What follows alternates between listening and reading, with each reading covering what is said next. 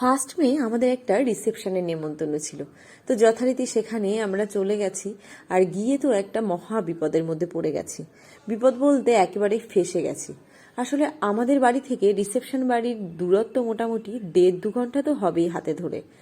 তো যথারীতি গুছিয়ে যখন বেরিয়েছি তখন কিন্তু অতটাও কিছু মনে হয়নি যে ভালোভাবে গিয়ে আবার হয়তো খেয়ে দিয়ে ভালোভাবেই ব্যাক করতে পারবো বাড়িতে। সেভাবেই আর কি বেরিয়েছি।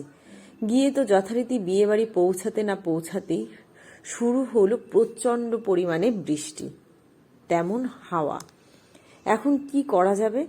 যথারীতি আমরা তাড়াহুড়ো করে খেতে বসে পড়েছি। আর খাবার দাবার কিন্তু ভীষণ ভালো ছিল। এদিকে তো মাথায় টেনশন, যেহেতু বৃষ্টি হচ্ছে কি করে বাড়ি ফিরবো।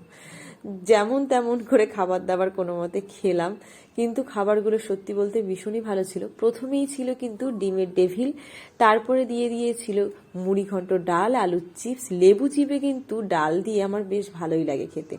তারপরে ছিল কাতলা মাছ, মাছটা কিন্তু বেশ জুসি জুসি ছিল, ভীষণই ভালো ছিল খেতে। তারপরে চিকেন কষার সঙ্গে ছিল ফ্রায়েড রাইস, তার সাথে ছিল কিন্তু চাটনি, পাঁপড়, সঙ্গে 2 রকমের মিষ্টি।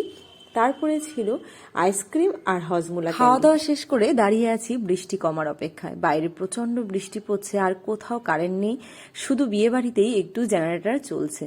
আজকের এই বিয়ে বাড়িটা আমাদের জাস্ট স্মরণীয় হয়ে থাকবে সারা জীবন।